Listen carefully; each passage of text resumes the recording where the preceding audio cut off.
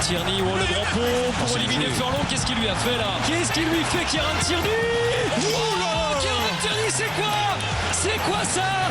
Il vient souhaiter une très bonne année aux supporters d'Arsenal. Kieran Tierney, quel rush magnifique! Magnifique! Magnifique! Kieran Tierney! Kieran Tierney! Magnifique! Oula! Oula! Magnifique! Kieran Tierney! Magnifique! This is Arsecast Extra. Hello and welcome to another Arsecast Extra, as always, with James from Gunnerblog. James, good morning to you. Are you awake? I am awake, about. I'm awake. You found me on my sofa. I must have slipped off at some point during the second half. And yeah, been here overnight. And here I am. Do you ever get a feeling during a game that turns out to be, you know the way we all have these kind of feelings, like towards the end of a game we haven't scored and you're going, oh, we could get a sucker punch here, that kind of fatalistic thing that I think all of us get, and when it happens we go, oh god, I'm so in tune. Yeah, exactly. I know it's happening, blah blah blah, but I think there's just an element of fearing the worst and it actually coming to pass, and also Arsenal being quite capable of doing that to us in recent memory, so we're all think we're experts in that regard. But I had a very, very strong feeling from actually before kickoff that this was going to be one of those games. I'll tell you why. I turned on my my Skybox, no signal. Your Skybox is receiving bad omen immediately. No signal, right? None at all. Unplug the box, do the thing, turn it on again, no signal. I'm like, okay, well this is bad. I have another box, one of those how's your father, don't say a word kind of boxes. One of those? Yeah. One of those. Well, I'll turn that on. That'll be fine. I'll just, click on. That'll be... Nothing worked. Didn't work. Whatever's happened there, it's gone. Whatever. The authorities, I don't know who. Gone. You should have accepted what the cosmos were telling you, Andrew. You weren't supposed to watch this game. I think so, but I had a duty of care to the readers and the listeners and everything else to make sure that I saw this. So I eventually found a stream on my phone and streamed from my phone to the TV, creating a lovely kind of, I don't know, I guess it was about 30 seconds, a minute behind everybody watching in real time on TV. So apologies to anyone who's on the live blog for that. But that's when I had the feeling that this was going to be one of those games. So actually, were you quite relieved in a way that it didn't transpire to be a sucker punchy kind of game? Well, no, I wasn't fearing the sucker punch. I just sort of had this feeling that it was going to be one of those, like a 0-0 was of no surprise to me whatsoever. I felt like we weren't going to score. And is 0-0 the worst result in football? I firmly believe it is. No. I'd say on a sliding scale, sort of 10-0 would be worse. 9-0 also a bit worse. 8-0, 7-0, so on. Those are a lot worse, but I do know where you're coming from.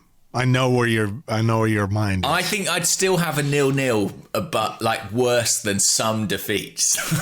Because at least with defeats, as a supporter, you get kind of the catharsis, and you get those moments. You get to be angry. You get to be angry, exactly. You get to pick it apart. Whereas with a 0-0, it's just kind of like, yeah, it's a very horsey result, Yeah, nay. No. There you go. But listen, I guess there was no sucker punch. We did not lose. Maybe if we're going to look for positives, that is the positive. I think so. I mean, it does feel like the kind of game we could have found a way to lose a few weeks ago. We would have done, yeah, I'm sure. I'm pretty sure too. So if we're looking for silver linings, if we're looking for any kind of positives this morning, it is that, we kept a clean sheet. I saw the stat. Did you see the stat from Orbino, the doom stat man of all time? Is he okay? I'm really worried about Orbino because just going through those stats, it's got to be a tough. I think Arsenal, Arsenal, it's like, that scene in What's that film? The fucking film with How Do You Like Them Apples? What's that with fucking the guy who has the strength of 10 men? I don't know, actually. Matt Damon. Matt Damon. Yeah. Good Will Hunting. Okay. Good Will Hunting. Okay. And you know the bit where he's like the humble janitor guy and he goes into the classroom and he sees the equation that the professor's been trying to work out. And of course, he's so super smart. He goes up and goes and does the equation, and he's a genius. But I think it's a bit like that for Orbino at the moment, except none of it makes any sense. All the numbers are going in his head. He's like, oh, fuck. Yeah. He's seeing the world like Neo sees the Matrix, just numbers coming at him. And it's all very, very, very ugly. Yeah. Anyway, the stat that he put out was Bernd Leno got his first clean sheet at the Emirates in the Premier League since March 2020. So, woohoo! Wow, that is a big stat. Yeah. What's that? 9 months? Wow. Congratulations. The gestation period of that clean sheet is now over. He is finally... It was conceived in March last year. It's been growing inside him, and now he's released it to the world. Welcome to our Bonnie baby boy clean sheet. Exactly. Yeah. So there you go. Well, those, I think, that is the positive. It's a clean sheet, and also the return of Thomas Partey, I think, is a positive because he's been out for 10 games or so. So seeing him back on the pitch was good. It was good. I mean, it balanced in my mind by the fact that Kieran Tierney, as we all know, is entering an MRI machine imminently. Which makes it sound bad. You know, before the game, Arsenal put a thing out saying muscle tightness or something like that. Then, Arteta drops the acronym bomb in his press conference, and suddenly we're all like, what has happened? Fuck? Yeah. How tight is this particular muscle, and which muscle is it? Is it his heart? Yeah. Exactly. It was the brain. It was the brain all along. God, yeah. So bit of counterbalance there. But I mean, I guess that's a good place to start because the starting lineup, there were a couple of changes, weren't there?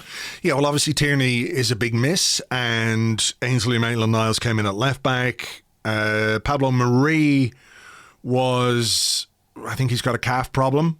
They said it's just a calf problem, but probably we'll get some news today that his leg has fallen off.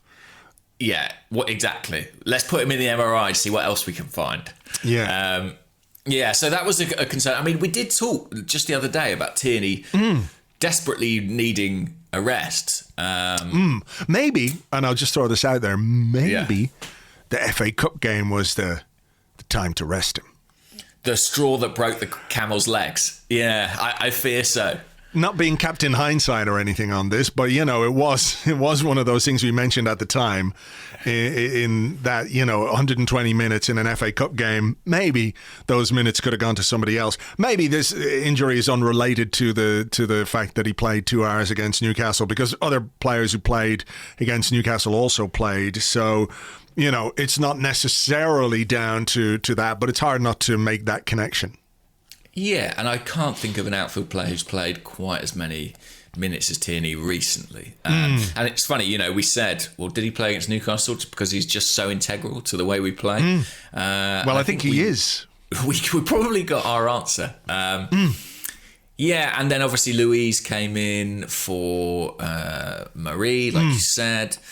Other than that, Xhaka and Ceballos were back in the midfield. And then up front, it was kind of what you were expecting, right? In the absence of Martinelli, that was kind of the lineup everyone would have picked, I imagine. Yeah, I didn't have any or nothing about that front three, and Emile Smith-Rowe behind them was a surprise, I don't think. So, well, I mean, what did you make? I thought we started quite brightly. I thought there were some positive signs in terms of how we used the ball. Ceballos pinging it around, looking to get involved. He was having some moments, wasn't he? There were a couple of little crafty bits of skill in the midfield. You're thinking, okay, this isn't bad, but there's something about Ceballos where, like, when he is on it, he just finds an extra gear in his play, and it seems to be sort of energy as well as technical. And I just wish that we knew whatever formula it is that kind of can generate that in him so that we could do it more consistently. Yeah, I mean, I think, when it boils down to it, there's an issue for me with Ceballos, with Xhaka, and with Luiz, in that they all want to touch the ball a lot. You know what I mean? They all want to have a couple of touches, look up, see what's on, make the pass, etc., etc. And I think part of the issue that we had yesterday was not moving the ball quickly enough in certain areas. Luiz is, he's a really good passer of the football. We know that. We know he's got range to his passing and everything else. But he's 33 now. Is he 33? He's 33. So he's kind of like, I'm the senior guy. I've been here, I've seen that, done that, worn the various T-shirts. I know what this game's all about. I will play the game at my pace. Yeah. And I think that was really evident last night in that, it was like, take the ball, Rob Holding is standing there, open for a pass, and he sort of gestures at Holding like, move out, move out, move out, move out, move out, keeps the ball, and then ends up playing it to Holding anyway, when he could have played that pass 3, 4, 5 seconds earlier. I think what's inhibiting about Luiz is that desire to play the game at the pace that he wants rather than at the pace the game requires. And when you're playing a team like Palace, when you're playing a team who are, whose game plan is built around organisation, structure, getting men behind the ball, staying in position, cutting off passing lanes, when you take so long to move the ball, all that does is give them the time to just retreat back to where they need to be. And because they are well drilled, because they are disciplined, because Hodgson is a good coach, and has plenty of experience, it makes it really easy for them. Mm-hmm. Yeah, I think that's a good point. And actually, if you listened to, you couldn't help but listen to Ray Lewington on the sidelines of Crystal Palace, everything he was saying, everything that he was encouraging was about their defensive shape, was about them working back, about them tackling back. And, they came here very organised, and teams have done it against Arsenal this season because they feel like it's a risk you can take and it's something you can withstand. But I think it's a good point on Luiz. I don't want to overplay this, but I do wonder, the fact we replaced Tierney and Marie, 2 left-footers with 2 right-footers, if Arteta's so keen on having a left-sided centre-half for reasons of balance and being able to exit quickly and efficiently and with variety, I do wonder if that affected us in approach play as well. Yeah, Maitland-Niles struggled, didn't he, at left back? I mean, there was a moment really early on where he made a brilliant run down the inside left channel. Yeah. Like a superb run. The pace was amazing. He got on, the timing of it was perfect. And it was there for a cross to come in. And because it was his left foot, he kind of clumped it way over the bar. It wasn't a good delivery. And I think there you're looking at the difference between, the threat of Tierney. It wasn't so much that Maitland-Niles wasn't in the right positions. It's what he's able to do with the ball in those positions because he's a right-footed player. Yeah, I completely agree. I think it was the first time he got to the byline, and maybe he put a cross in with his left foot. I forget, but it was wildly inaccurate, and you just thought, okay, well, that's the difference. Athletically, he's of course got the capability, but just technically, as a right-footed player, it's not going to be the same. And again, with Aubameyang also wanting to go inside from that flank, I do think that was a bit of an imbalance. And it's easy to say, captain hindsight, etc. But they made the change with Saka going over to left back. I do wonder if it might have been worth starting him left wing, just so you had somebody who, was able to get to the byline and play on that side. But, I know why they started with it the way they did. Yeah, I mean, the other side of that is, work. Yeah, you play Aubameyang from the right where he's, Sure.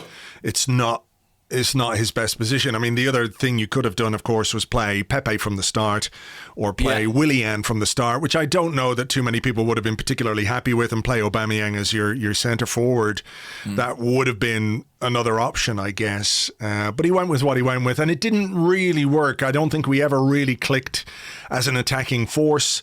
We got into some decent positions in the final third, but the final ball or the incisiveness was not there. I remember Aubameyang a couple of times getting into decent positions on the left-hand side, sort of in the box, and then just not being able to find the final pass. It just didn't quite work, whereas, in the last couple of games, we've had some moments where the absolute precision of the passing in around the penalty box and those one-touch movements, have been so perfect, literally perfect, that it's impossible for the opposition to deal with. When those things are off by 10%, 20%, sometimes a bit more than that, it becomes a lot easier for the opposition to deal with. Yeah, and I think some of our attacking players became a bit detached. I think Lacazette was really not in the game. He didn't have a shot, I think, in the game. He had one into the side netting, but I think it was offside. Right, okay, yeah. And even, to be honest, in the first half, Smith Rowe's been so important to the way we play, but I felt like maybe the opposition came prepared for that, and he was finding it a little bit harder to find space, and we were not finding him as easily and as early. So yeah, it was kind of one of those where they had the better chances certainly in the first half and came closer to scoring, didn't they? Tompkins hit the bar, and Leno made what looked like a very good save actually from Benteke header. I don't know if it was quite as good as it looked, but in the moment I was like, wow. I think it was as good as it looked. Yeah, I think it was a really good one because it was one of those where he got up across and got a kind of big hand on it. It wasn't fingertips, it was the palm of his hand to sort of scoop it away, and I think that was a really, really good save from Leno, and not for the first time. He's shown his importance to us in a game recently. You think about what happened at the end of the Newcastle game, the end of the 90 minutes, when he made those saves from Andy Carroll. So, yeah. If we're talking about positives, actually, the fact that Leno wasn't particularly busy and that he made a telling contribution, I think is a real positive. Yeah, and did so against Newcastle as well in the FA Cup. By the way, one thing I meant to say about Maitland-Niles, you might not have seen this to the same extent because obviously you were streaming the game via your phone, but I was having a look at social media and he was taking absolute pelters really in the first half. It did seem like it was one of those games that really just got away from him, particularly in that first 45 minutes. I thought his passing was really sketchy, and it was one of those where it looks like he sort of wasn't really concentrating, which can sometimes be the case with him. Did you notice that? Or yeah, there was that back pass, wasn't there? The one that he lumped a back pass at Leno. That was the most egregious example. Yeah, he really hit it. And I have some sympathy because he's playing. It's not that he's never played left back before, but he's not a natural left back. Let's be real about this. He's not a natural left back.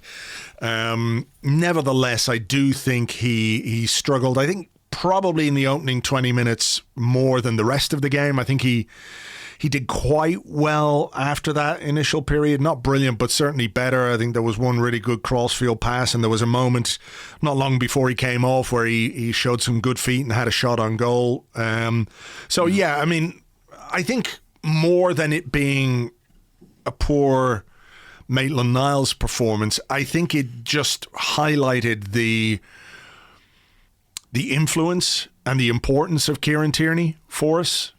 Yeah. Simon Collins tweeted saying, the biggest drop-offs in the squad in terms of quality are at goalkeeper and left-back. Yeah. And I think that may well be true. Well, it is, yeah. It is. I think we got some questions on the left-back thing, so we might come back to that in part two. Can I ask you a little bit about what you thought of Granit Xhaka's performance? Because I, on reflection, think it was mental. Because I thought he was pretty good, actually. Yeah. But I know what you mean by the same token. There were moments where, he made a really, really good tackle on Zaha in the box. I know he was penalised for one, which I thought was very harsh, just outside the box in the first half. They had a free kick they put over the bar. It was one of those where I think, the referee was very generous towards Palace. His tackling is not necessarily something that we consider one of his strengths. No. Right? No. But whatever he was on last night, the timing was perfect pretty much in every tackle that he made. I think he won 6 out of 6 tackles. Yeah. But the fact is that a couple of those at least were from him giving the ball away, which is not really what you associate with him, because his passing generally last night was really good. I think he made almost 100 successful passes. out of 112, something like that. You know, so he was on it in terms of, you know, his influence and his desire to get on the ball and everything else, and his defensive work really stood out because it's not what he's strong at. But, you know, there were moments where he kind of put himself in trouble, and at the same time, you kind of have to say, well, you have to credit his commitment to making up for those errors. You know, when he gave it away, he chased back and he tried to win it back for us. It was a really mad kind of performance, I think, on an individual basis. 99 out of 112 passes he made. He played a bit like a player, you know, like when a team's kind of, 2 or 3-0 down and a guy sort of goes on a mission and they're like, I mean, that is Xhaka, I guess. He always wants to sort of put out fires. He always wants to put himself in the centre of things. But I do think he had a pretty good game. In some ways, I'm cautious about that just because I'm wary that it might have been a very eye-catching game because, you know, you see all those sliding tackles and there were a couple of kind of very good passes, but also some inaccurate ones. I think, if anything, he was just trying to force it a bit. But it's an interesting one because if you asked me to individually assess Granit Xhaka and Dani Ceballos in this game, I think I would probably say I thought they both did pretty well. But then when you look at the team and you look at our performance generally and you look at how little we created, you kind of have to interrogate that and say, you know, even though they might have looked good to my eye, are they actually doing the right thing, you know? So it's hard to say in a team that sort of doesn't create anything to look at the central midfield and go, yeah, they were fine. But weirdly, that was my instinct. That is what my eyes told me. Yeah, I think you're right. They were fine. Ceballos had 72 of 77 passes and created one chance. Yeah. I'm just looking at Xhaka here in terms of chance creation.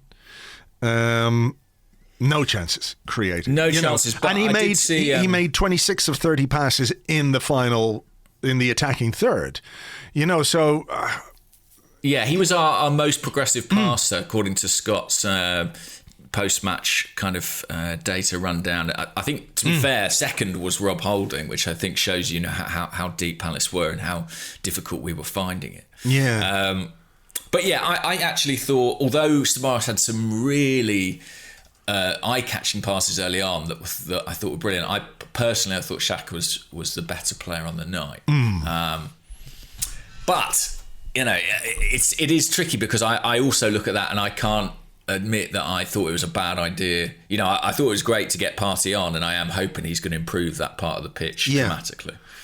Yeah, I mean, would you have done it the other way around? Would you have done Partey for Xhaka rather than Partey for Ceballos? I don't know. I mean, I tweeted this last night. I'm excited about Partey, but I do slightly fear we are projecting him to be something he's not, because, you know, I saw fans and stuff sort of hoping that he was going to come on and change the game. And I don't think he is. I think we might overstate his kind of creative potential slightly. Maybe that's just me, but, you know, that isn't certainly not what he did at Atletico Madrid. I know he thinks he's got more in his locker than that, but I don't want to kind of build him up as once we play Partey, we'll be creating chances all over the place again. Yeah, I tend to agree with that, but I do feel like once we get him back into the team and hopefully established on a regular basis, he's in there week in, week out. I think what he does is he just adds an extra layer or dimension to the way we play through midfield. Not necessarily him, you know, taking it on like Patrick Vieira and sliding slide rule passes through to the forwards and things like that. That's not necessarily what I'm expecting. I just want to see an overall lift in the quality of our midfield play and, you know, being able to dictate the game more from midfield, if you like. Yeah.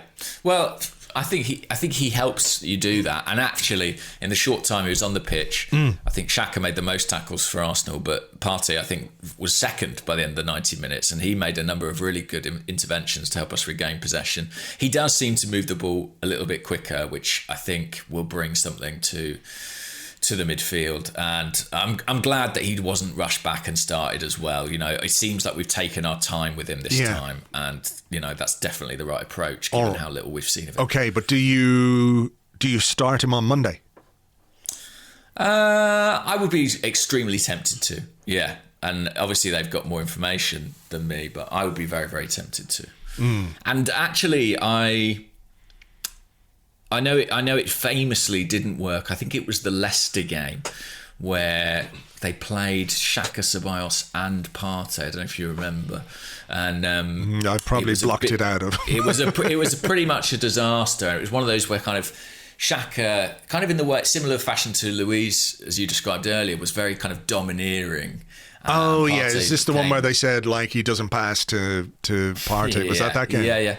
Yeah, exactly. But I do kind of think if I was picking a partnership right now, personally I would be tempted to try Xhaka and Partey. I do think that might be the best bet, but I wouldn't be upset to see Ceballos and Partey either. Okay, well, we'll wait and see what he does on Monday. Partey was one of the subs. Nicolas Pepe was the first sub on. Yeah, Saka going in at left back, wasn't it? Yeah, I mean that made sense to me, really. Given how much of a struggle Ainsley had found it, who have you got that can slot in there? You either put Granit Xhaka in at left back, and I don't think that's necessarily a good idea when you're playing a team that is looking to hit you on the break. Which is, the way Palace played, and with Zaha, with Eze, and what have you. They do have players who can hurt you there. So that really wasn't an option for me. So Saka was basically the only option we had there. It does take something away from the attacking third because he has been so good, but we're looking for Pepe to come on. And, after the Newcastle game, I think I was, I saw some things in there that I quite liked from Pepe, but, he really finds it difficult to make an impact in this team, doesn't he? He does. And, I don't want to sound overly harsh on the player because I don't think he was kind of diabolical or anything like it, but it was a real opportunity, wasn't it? Like, this was a game that needed unlocking. You've got an attacking player coming on, incredibly skillful, someone who in theory could have provided the solution for Arsenal and just really didn't. He really underwhelmed. And I mean, interesting that Willian, by the way, didn't even get off the bench, I thought, given where he was in Arteta's thoughts a little while ago. But yeah, not great for Pepe. I mean, what do we say? What can we add at this point? It's very difficult, isn't it? We've kind of. But it's funny. You think back to the end of last season, and it really felt like he found something and was building something at Arsenal, and that just feels a million miles away now, doesn't it? Yeah, it does. It's with every week, with every performance, it's. Like you say, what more can we say? It just isn't working. Not in the way that we expected, and not for, again, it's just sort of impossible to have the conversation about him without mentioning the price tag. And again, it's not like to put it on Pepe. It's not his fault. No. We know that. But when you make that level of investment in a player, there are expectations. There are a level of expectations that you have for a player and what he can produce and how consistently he can produce it. So, yeah, and I think I think it's right to reference the price tag. I think it's a shame because it's going to follow the player everywhere. But I think you're correct. It's just impossible to divorce it because essentially that is the signing that Arsenal or the people running Arsenal kind of put all their chips on, And so for it to not work is really a disaster. And yeah, I hoped. I think I even said, I hope Pepe is kind of the first man off the bench, and he was. But it wouldn't surprise me if he's not in the next game. Yeah. Because he didn't do it. Yeah. Well, I mean, the sad part about that is that there's somebody else going to come on who hasn't been good either. So it is, Yeah. I mean, there's a lot of resource and a lot of money tied up into right wingers who ain't doing much between them, to be honest. And I mean, I do have one bit of sympathy for Pepe in that I think it's difficult when you're not a regular, you don't have that rhythm to your game and you're coming on and expected to produce. But that is the hole that he's in, and he's got to dig himself out of it. Or not. Or not, as the case may be. Yeah. And like I said, I have this growing feeling that, you know, the summer could be one where he moves on. So, overall, maybe a little bit of a reality check. I think we all enjoyed the last 4 games, and obviously we've won those, and those get expectations a little bit high. But I think probably what it shows is that this team, if anybody had lost sight of that, and I'm not sure that they did, I think everybody's been relatively realistic about, you know, how much we've done in the last couple of weeks in comparison to what happened in the previous 4 or 5 weeks before that. You know, we're all aware, you don't forget, but just a little reminder that in order to produce on a consistent basis, week in, week out, for more than 4 games, for more than 10 days or 2 weeks, we still have some way to go, I think. Definitely. And I mean, you know, the most sort of simple way I could put it, I don't think we're quite as bad as we looked in our bad run. I don't think we're as good as we looked in our recent good run. You know, we are quite a middle of the road team, frankly, and with a long, long way to go. And so, yeah, it was a bit sort of sobering, but at least we didn't lose. We take away, you know, a clean sheet. We take away that we continue a run without defeat, which stretches to, you know, 4 or 5 games, whatever it is. And we're quite fortunate in that we've got an opportunity to put it right quite quickly with another home game, haven't we, on Monday night against Newcastle? Yeah, I mean, I think we have to recognise as well that Newcastle were a team that held us to 0-0 in 90 minutes. And it'll be a similar challenge, I would expect. Yeah, I think so. I mean, he's got to look at what we've done in the last couple of games and try and put some of that right. Of course, we beat Newcastle, but we needed 120 minutes to do it, and we had 2 goals in the last, whatever it was, 15 minutes or something like that. So, you know, we're not going to get that extra half an hour. So we've got to find a solution in the 90 minutes to be more effective from an attacking perspective. So, yeah, I mean, I think it is good that we can get back on the horse quickly. But, yeah, there's got to be a significant improvement from what we've seen. True. Well, fingers crossed for that. Kieran Tierney MRI in that case. Oh, Jesus. Okay. Will we leave it there for part 1? Let's do that. We'll leave it there for part 1, and we'll come back. We've got questions and all those kind of things in part 2 right after this.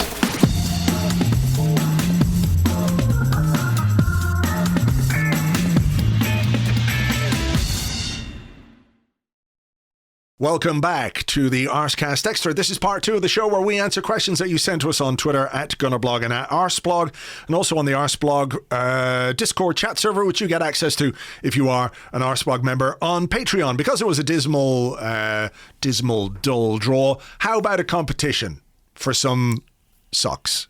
Yes, please. All right. Our friends at soccerclub.com, that's soccer spelled like sock rather than soccer like the game soccer. I'm overthinking this, but you know what I mean. Soccerclub.com. They've got some new socks based on the Blue Lightning 1995 away kit. We've got 5 pairs to give away. All you have to do is answer the question that I forgot to think of. So let's think of a question. Which Crystal Palace player did Mikel Arteta effectively step onto the pitch to tackle during last night's game? That's a good one. Answers, please, to competition@arseblog.com. That's competition@arseblog.com. We've got 5 pairs of socks to give away. There's also a 10% discount if you go to soccerclub.com and use the code Arseblog10 at checkout. We'll give you the winners on Tuesday's show because we've got an Arsecast Extra on Tuesday. So competition@arseblog.com. Which player did Mikel Arteta tackle? He looked quite grumpy about it as well. Late in the second half. I mean, that was you know, he wanted to get a bit stuck in. Reaction, wasn't it? It was like I always thought my screen had frozen because Arteta had gone into full kind of death stare mode. The Terminator eyes kind of flickered there. But listen, given the player it was, I don't blame him. No, me neither. So that's a big clue. Was it a former Tottenham player or something? I don't know. Maybe we're giving too many hints. So there's the competition for you. Right, will we get on with the questions? Let's do it. Okay, you go first. Okay, there were a lot of questions about left backs and the left back situation. So one here from Lee Eagle on Discord says, do we need a left-footed sub left back? Without Tierney, Auba found himself on the touchline too often, and the one time Ainsley Maitland-Niles got down the line, his delivery was as wayward as Hermes at Christmas. Emil Smith-Bro at Gunnar DS said, with Tierney now integral and seemingly here for the long haul, what profile of player should we target for the left-back slot? And basically a lot of people saying, oh, God, I've just realised we need a left-back. Yes, there's a bit of that going around. I did see a great handle this morning somewhere on Twitter. I apologise, I can't find it right now, but I think it's Emil Death Row. There's a lot going on there with Emil, so fair play to him. What kind of a player do we need? That's a really good question. I mean, I think what we absolutely need is natural left-back cover for Kieran Tierney. You know, we know that Maitland-Niles can provide cover. We know, well, we're told that Cedric can play in both full-back positions. This was one of the things that was said when we signed him, when people raised some concerns about the signing. It was like, well, you know, he can play left back and he can play right back as well. So he gives us cover in two positions. We have never seen him play left back, and we've rarely seen him play right back in the Premier League. So, yeah, I'm a little bit... He's actually a number 10. We just won't play him in his true calling. Fuck's sake, Arteta misusing players again. I'm cautious about Cedric as a left-back option. I think we absolutely need a natural left-footed left-back. Now, I accept that there are some difficulties involved in that. You know, when you have a player like Kieran Tierney, who, when he's fit, is going to play every week in the Premier League, you know, what kind of player do you bring in? What kind of player can you attract? You know, do you promote somebody from within and provide competition? Do you sign a grizzled veteran and let him, you know, be the Lichtsteiner to the Bellerin? I'm not sure that's really the case either. And any left back worth his salt who wants to play ain't going to come to just sit behind Kieran Tierney. So I accept that there are difficulties in terms of sorting that situation out, but it does not negate the issue itself, in that we need a player in that position. So get to it, Edu. That would be I agree. And in fairness to Gunnar DS, I cut off the second half of his question, but they said any player coming in will surely realise there's zero room to truly compete for the starting spot. I don't know about that. I mean, never underestimate the arrogance of professional athletes. I mean, I do think a lot of the time they back themselves, even when we from the outside can look at it and go, well, obviously you're never going to replace Kieran Tierney. In their mind, they're like, well, all I need is an injury. All I need is an opportunity, and I can make this place my own. I think you just have to buy a good left back, don't you?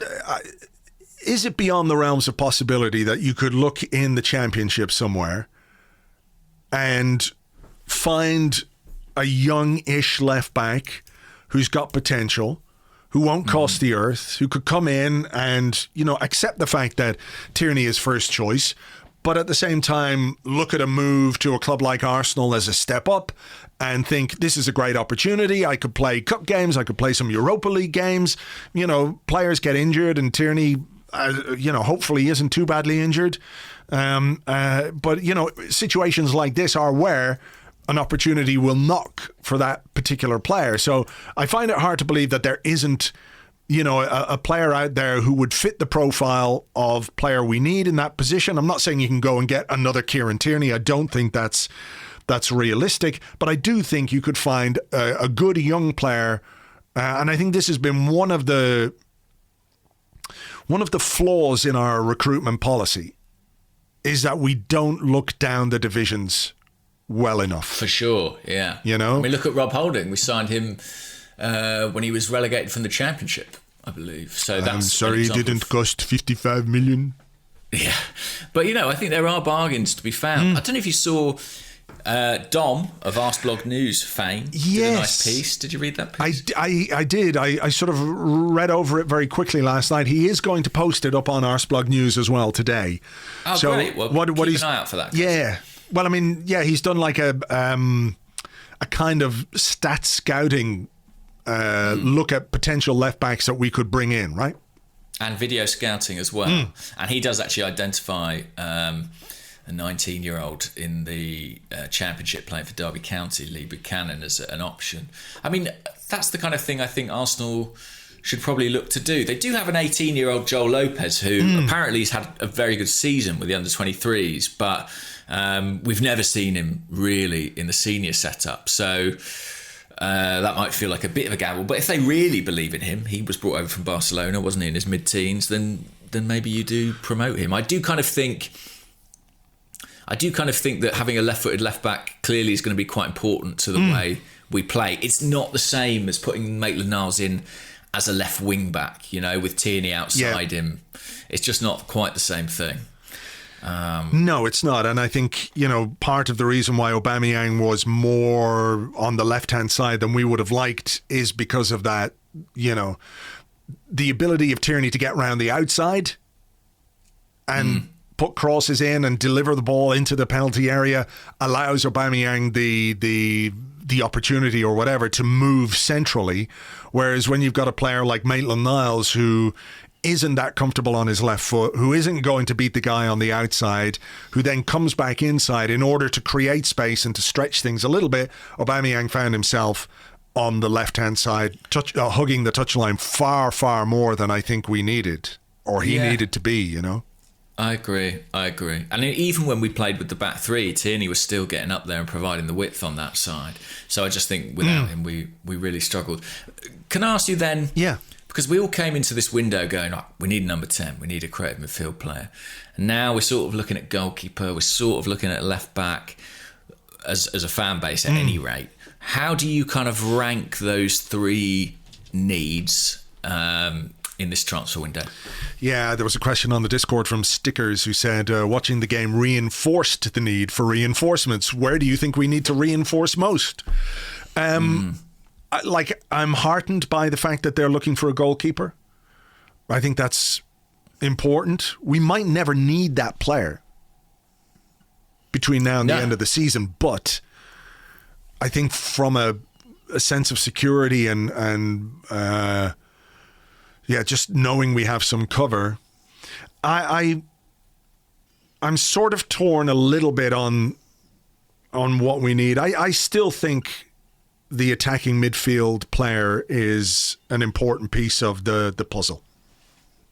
Yeah. And I like what Smith Rowe has done. I thought Palace were quite clever last night in that they blocked off a lot of the passing lanes to him, so he couldn't connect the play the way that he has. I think he grew into the game. He became a bit more influential as the game went on, but I still think that is an important part of the puzzle. But I think it is such an important part of the puzzle that it's crucial that we get that signing right.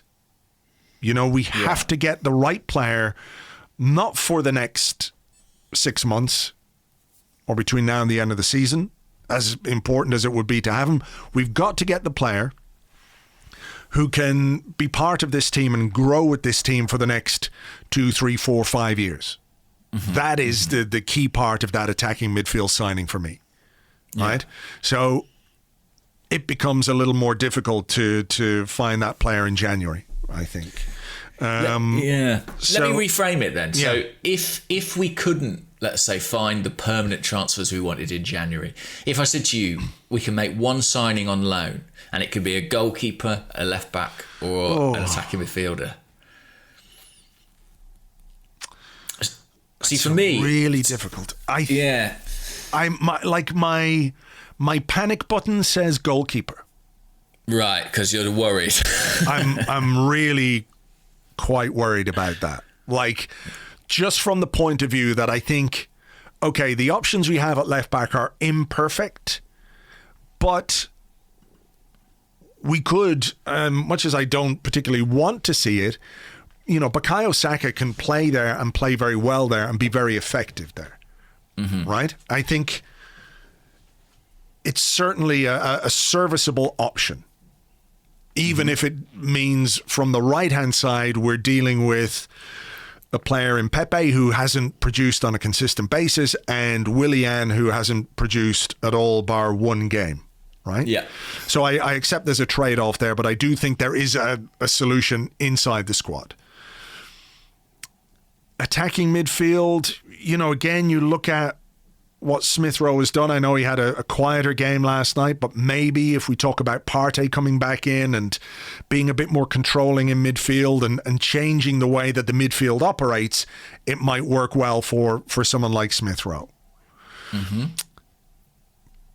But I'm not sure we've got the cover at goalkeeper at Premier League level if something goes wrong with Leno, as it did last season. So I know people will differ with this and will say, look, your goalkeeper, chances are he's going to go through the rest of the season without picking up an injury. Get in the attacking midfield player. I get it, but just my own personal, if I think about it, my heart, my gut says goalkeeper.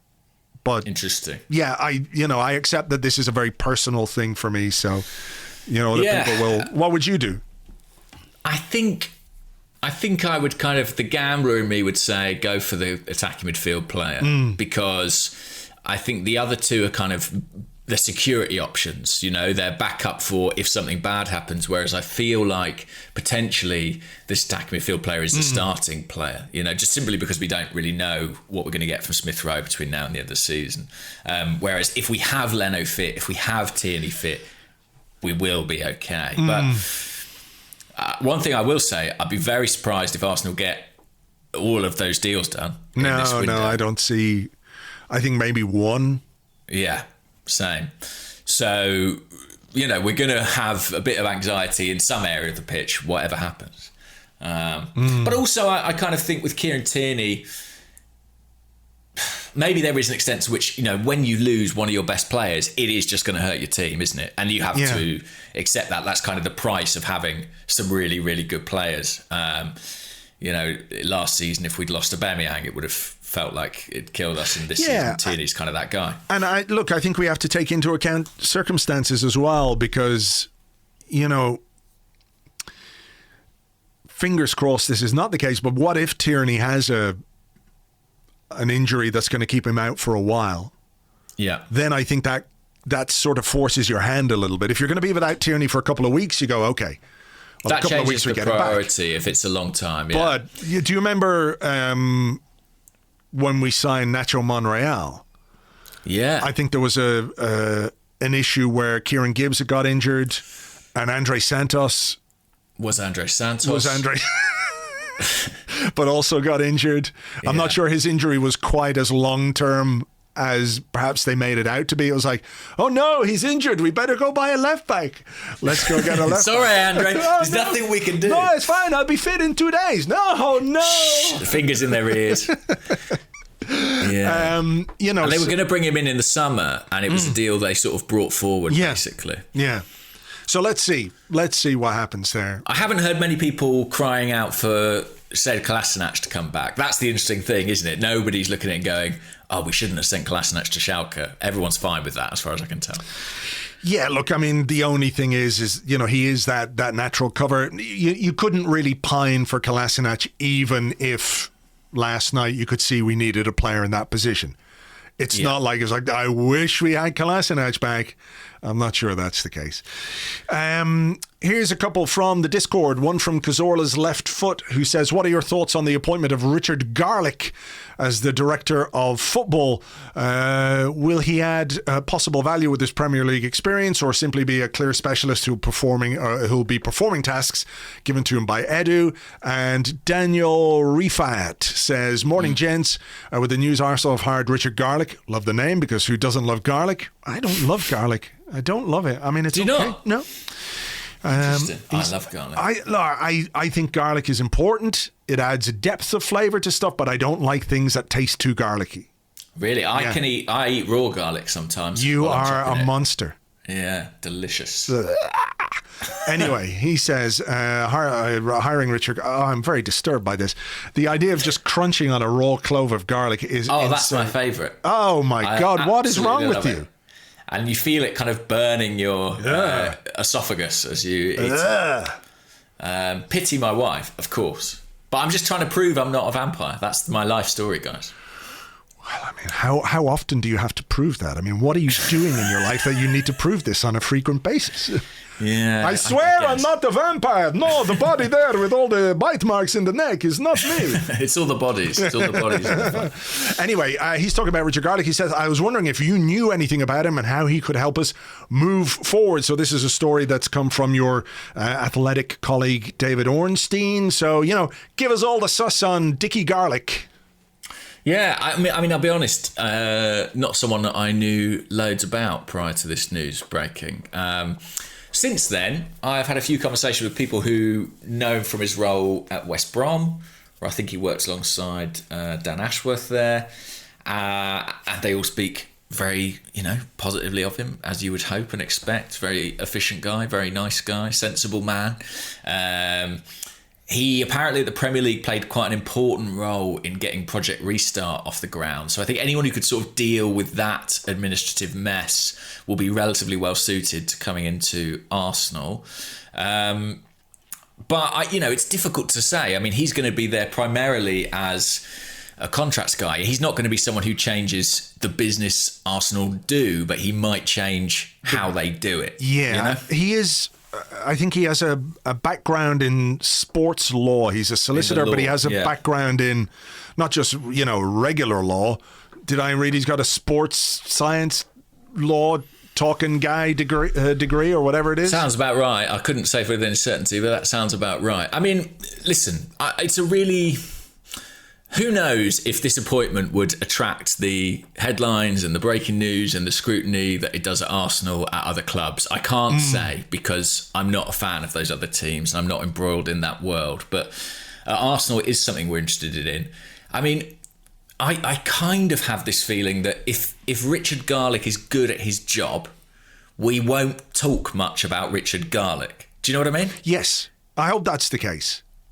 Yeah. Yeah. I hope that we sort of never, with respect to Richard Garlick, I hope that we kind of never really speak about him again because, we never hear a story about Richard Garlick accidentally wrote the contract upside down or, he put the font in Wingdings and none of the players could understand it. Instead of a buyback clause, we have to pay them even more. Yeah, exactly. Yeah. Exactly. So fingers crossed.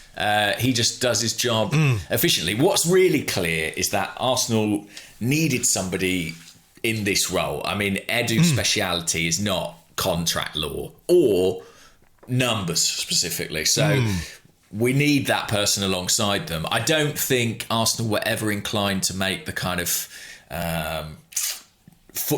head of football, director of football, czar of football, whatever you want to call it, appointment above Edu that a lot of fans are hoping for.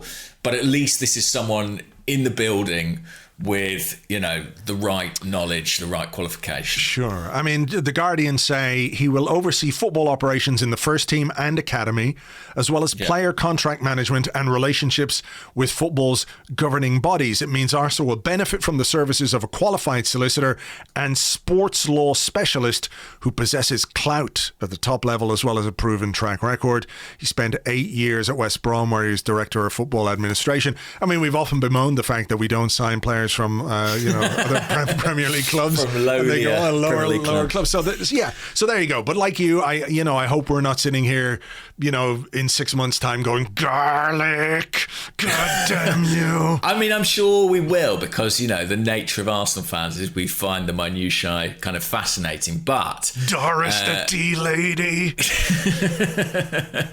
But I think that's absolutely right. That if this ship is sailing smoothly, we probably won't be talking about Richard Garlick too much. Do we get the sense that this is, we brought on board, what's the guy's name? The KSE guy, the KSE lawyer guy. Tim Lewis. Tim Lewis. Yeah. I mean, he's a law-talking guy as well. So are we to assume that he's been involved in this process in sort of weeding out the sort of Lionel Hutzes of the world and bringing in the actual, the footballing Matlock that is Richard Garlick? Don't know that for a fact, but wouldn't be surprised. I mean, you'd think the people involved in the interview process would be, the likeliest would be Tim Lewis, Edu and Vinay. So, yeah, I'm sure he's had a role. Okay. And that, I guess, brings a degree of comfort given his background too.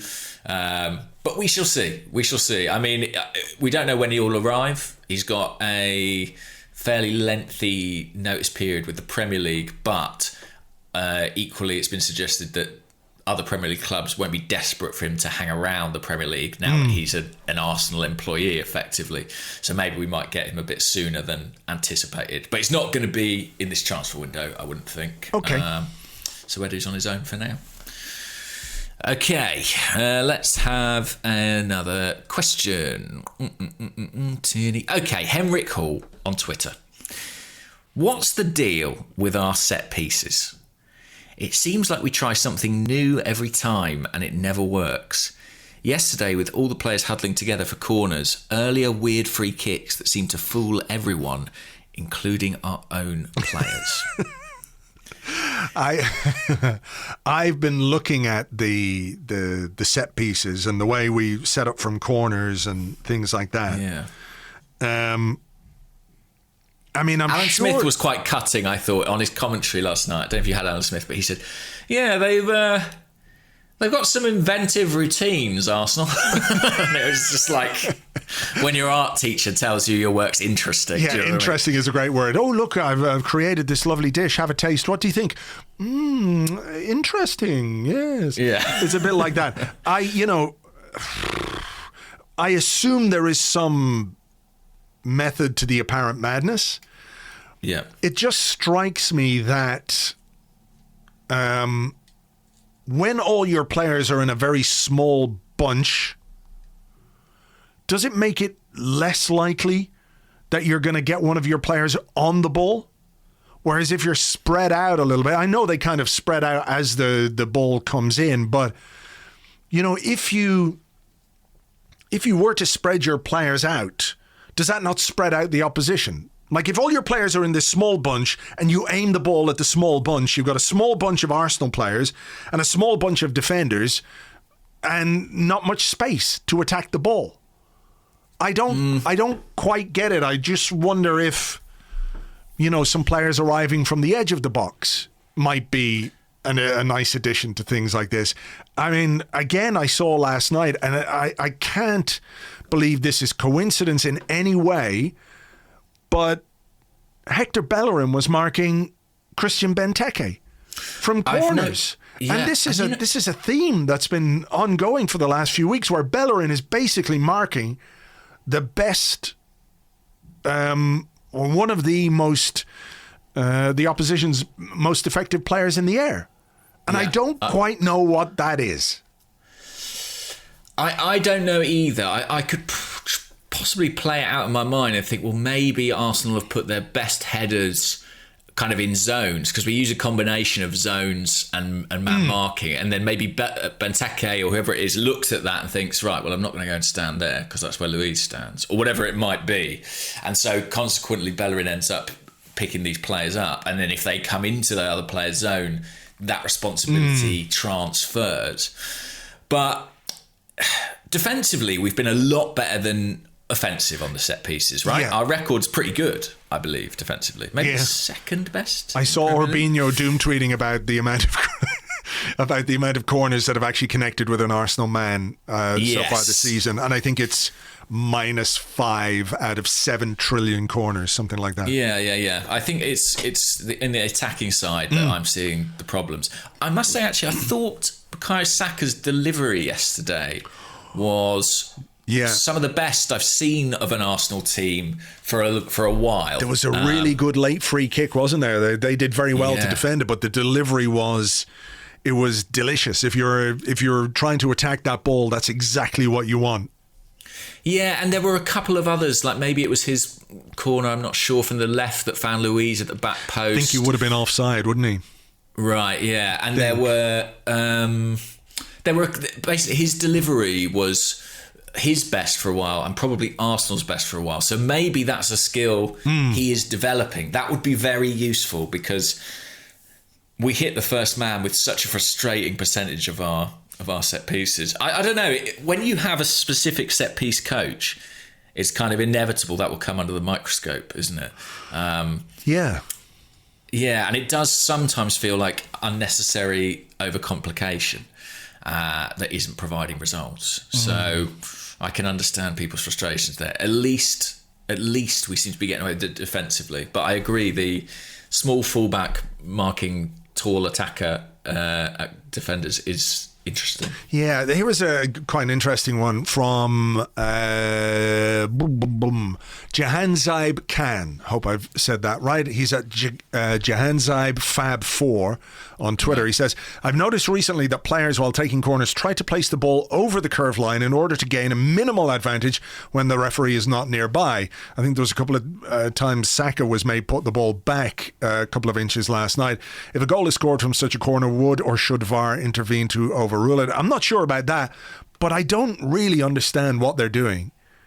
I don't get why they can't just put the ball in the what do you call it? I haven't spotted this. Is this something you've seen? Yeah, as well? They do it all the time. Players do it. They put it right on the outside of the what do you call it?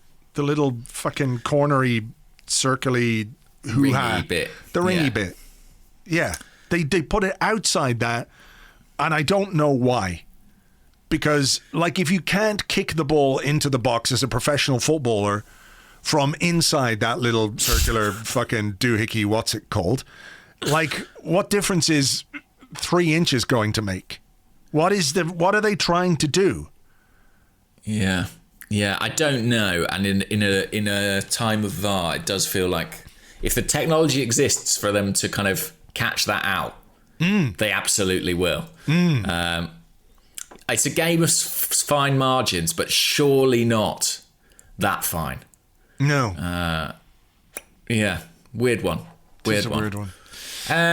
What about this? Okay. Vashist on the Discord says, should we try Pepe on the left-hand side to speed up his play? And Callum Buchanan on Twitter says, is Pepe too left-footed to play on the right? He can't cross the ball without cutting into his left foot, which is very easy for defenders to read. Would playing him on the left allow him to find players in the box more naturally?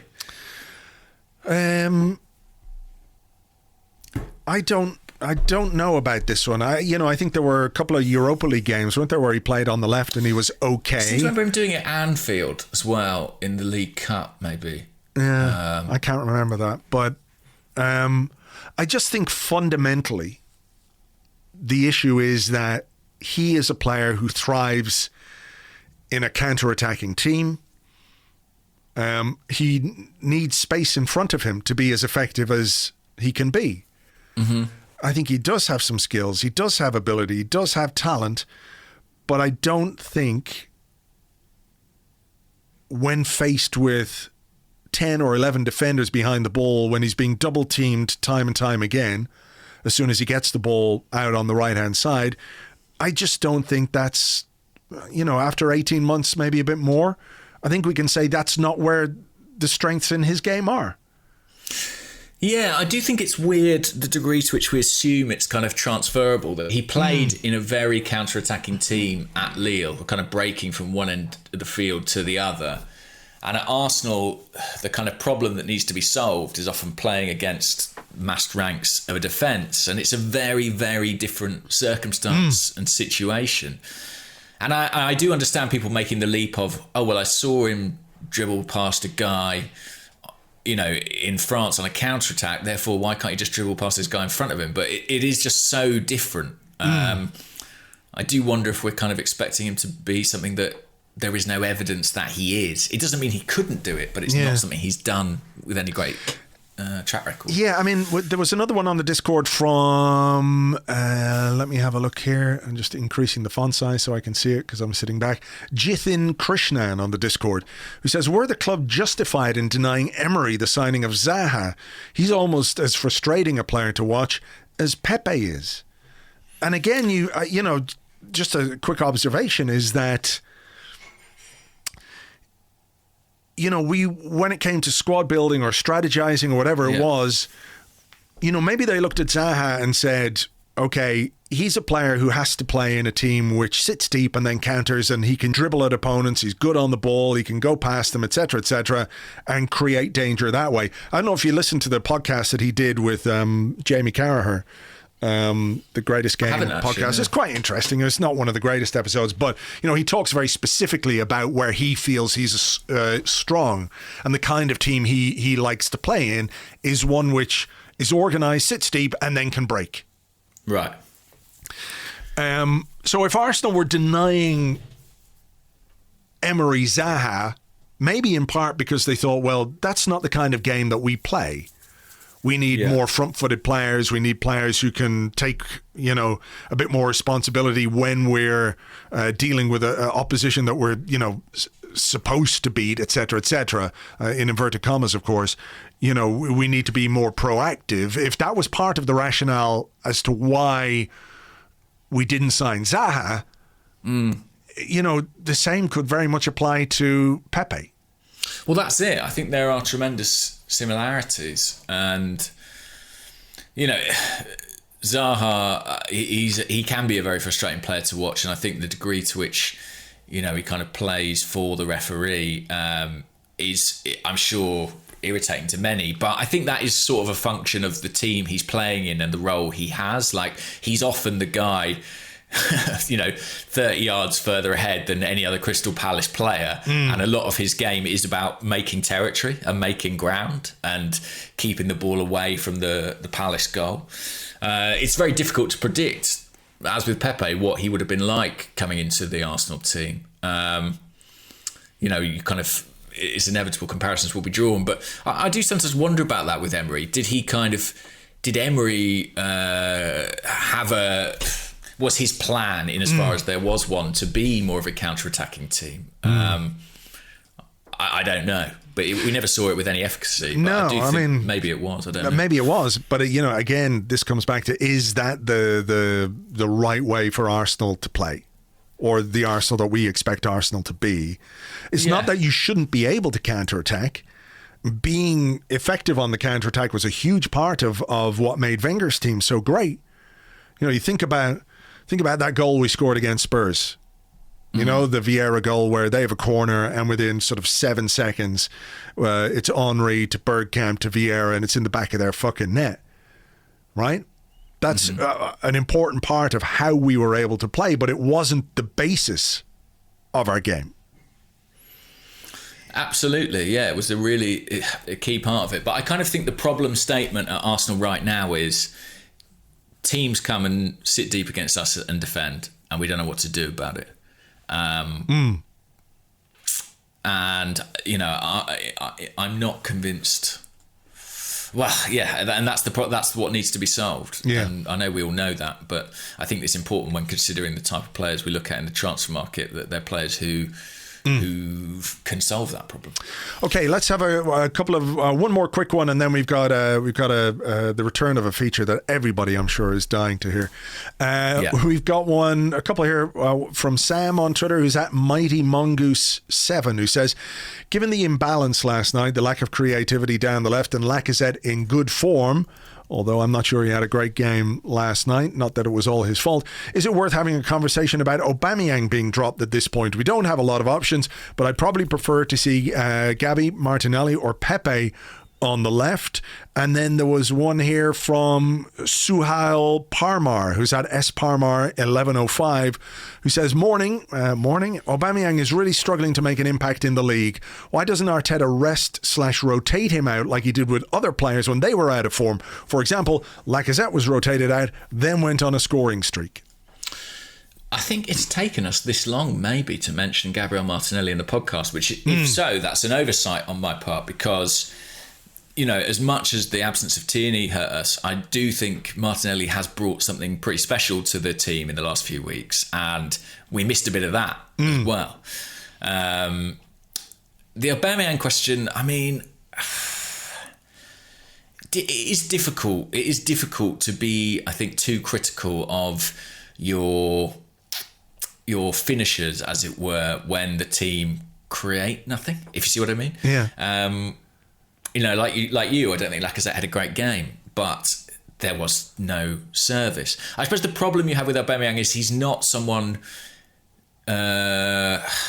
he's not the kind of winger who is hugely creative. Do you know what I mean? Like, he's not going to be someone who beats his man and swings in a brilliant cross, although I think there was one decent cross last night. I think we should drop him? It's complicated by the captaincy issue as well, isn't it? Yeah, I didn't think of that, but I guess that is true.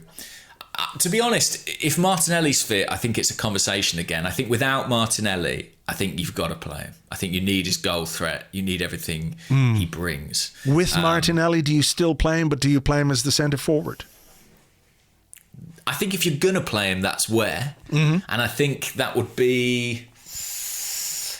It would be harsh on Lacazette, I think, given what he has brought in recent weeks and the way he's linked up with Smith Rowe and Saka. Yeah. Maybe Aubameyang can do it too, but I'm not convinced. I don't think Arteta should shy away from not starting Aubameyang. I know the captaincy weighs heavy in this conversation, but the question is right. Lacazette was kind of left out for a couple of weeks and did come back looking fresher, looking more motivated, and sometimes a player needs that, you know. And I think Aubameyang has been brilliant for Arsenal, but I don't think Arteta should pick him on seniority. You know what I mean? What do you think? Yeah, I think he is our most natural goal scorer. And we need to score goals. And I recognise that, in the Premier League, he hasn't really done it this season. I think there are mitigating circumstances.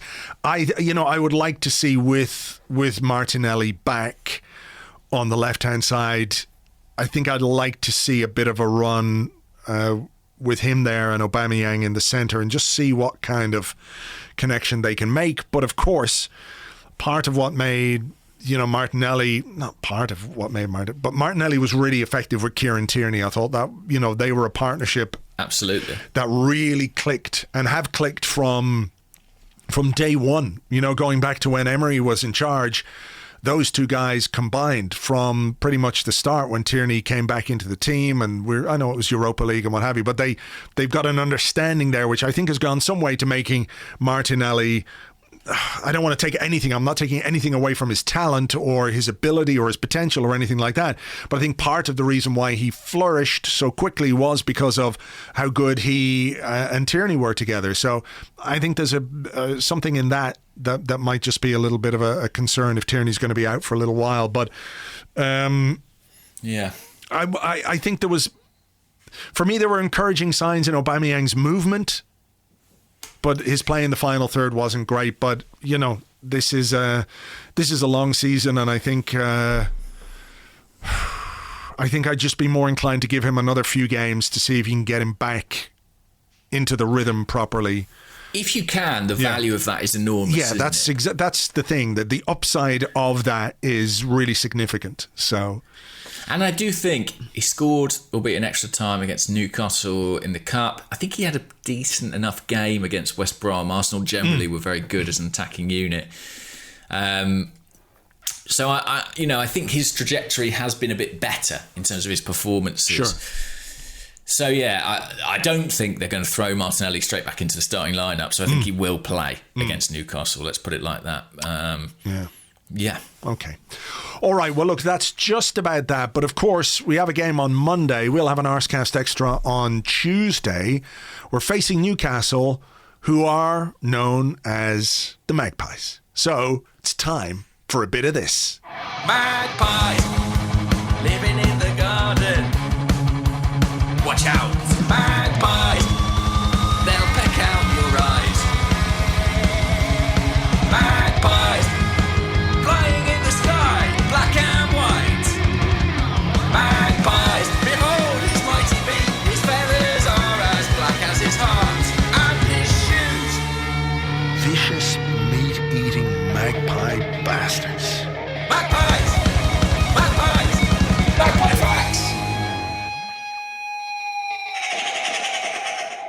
James, take it away. Ladies and gentlemen, it's 2021. Welcome to the brand new, all singing, all dancing, all squawking Magpie Facts. It is an honour and a privilege to be here. And what reward to those people who stayed with a 90-minute podcast about a 0-0 draw with Crystal Palace. This has made it all worthwhile, I presume. I can't wait. I'm so excited about this. I assume that given the length of time it's been since our last Magpie Facts, this fact has got to be off the charts. Right. Okay. Well, it's been a weird time for everyone, hasn't it? And it's no less weird for the Magpies. I give you the following headline. Eerie footage. This is a newspaper headline from a newspaper in England that is horrible and I don't want to mention. Eerie footage shows a man being stalked by a terrifying flock of 30 magpies on the street. Uh-oh. With the birds chirping in unison and running behind him. And then the subtitle, a man was followed by 30 magpies as he walked down a quiet suburban street. The man filmed the native birds run and fly after him in Melbourne last week. Oh, of course, it was in fucking Australia, the Australian magpies. That's their base. That's where their lair is. That's where the magpies HQ. The truly evil magpies are down under, that's for sure. Much like humans, the really evil ones are in Australia. And I turned around. I love all our Australian listeners. I turned around and realised I was being stalked by 30 magpies. Imagine this man's terror. Listen, we've got quotes from the man in question about this terrifying video footage. Okay.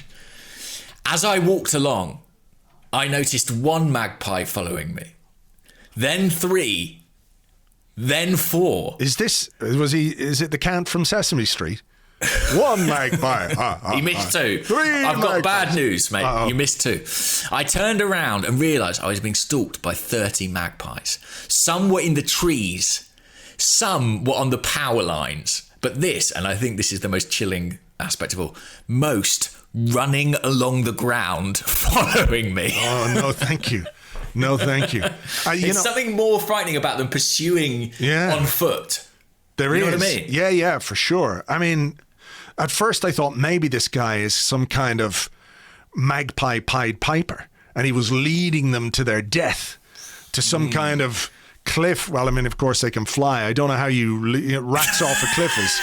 How Imagine do you do it? going to all the effort of buying a special magic pipe, playing a little tune on it, getting all the magpies to follow you to the edge of a cliff, only to remember they can fly. Those fucking that would be bastards. a devastating blow. Back to the drawing board. You'd have to lead them into some kind of mincer or something like that. But I mean, could it be a pie?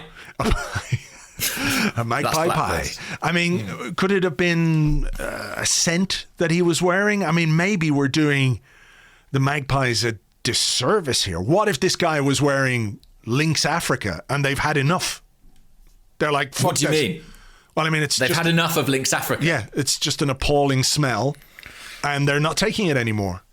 And they're alternatively, maybe they are attracted to the smell of Lynx Africa. Oh, maybe well, the next Lynx advert is going to be a guy spraying himself under his arms. It's called Axe in America, if you're wondering what we're talking about. It's got a different name, bizarrely. And then he walks down the street and all the magpies just start following him. That's backfired if that happens. Yeah, I'm not sure that's going to do much for sales. They're not the sort of birds that you want to attract. That's terrible, isn't it? That is absolutely bad. Really that is bad. From a professional comedian, that is actually really shameful. There's no way you're getting on Mock the Week now. The article signs off, by the way, with a quite harrowing story. Last year, 2 victims suffered serious eye injuries after magpie swoops and had to go under emergency surgery. No, I mean, ugh. Yeah. James Glinderman, 68, was sitting on a park bench eating some Chinese takeaway for lunch. How decadent. Near the Gippsland shopping centre when a young magpie appeared at his feet. Looking all cute, I imagine. Looking all like, hi guys. Look up in Chinese, yeah. I love being a Chinese. Yeah. And then it looked at me. I didn't give it any Chinese food, so it just attacked me. Well, there's the downfall. Give him a bit of your chow mein. Come on. Give him a few. Give him a little prawn or whatever. Just help him out Chicken and he'll ball. leave you alone. Yeah. It's like the mafia. It's the Magpie Mafia. They come around, you give them their protection money, they're on your side. If you don't want to play that game, you will pay the consequences. Yeah, but you know what? There's no warning. It's not like next time you're going to get it. Straight away, he's pecking your fucking eye out. Well, I mean, he's probably already done one. So this James Glindemann, he needs to be careful. He'll lose the other one. And then I liked it when you said James Glindemann 68. I immediately thought that was his Twitter handle.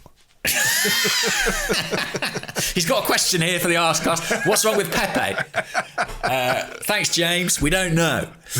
So there you go. So the Magpies still up to their old tricks. All right. Well, you know, wherever you are. Though, Andrew. Go on. What the people want would be for me to provide a new jingle for 2021 for the Magpies. Are you sure? I am sure. And I think even if you're not sure, I think at home, they're banging on the tables, they're jumping up and down. Where's the new jingle, James? Where is it? Okay, well, look, I will, you know, I trust you. We've been doing this a long time. You know the audience well. So, you know, have at it. Thank you very much. And I don't mind saying that this will be an improvised attempt. So we'll see where we go. As opposed to the other one. The beautiful orchestration and careful lyrical genius. Okay. There'll be some echoes of the old one because I need to get into the flow. Magpies living in the garden, black and white. Watch out for magpies. What have you noticed recently about magpies? They're not social distancing. They're travelling in packs. 1 for sorrow, and 2 for joy, 3 for a girl, and 4 for a global conspiracy. Yes, that's right. The magpies had the vaccine. They had the antidote all along. Magpies! They're working with the bats. They work together to destroy humanity.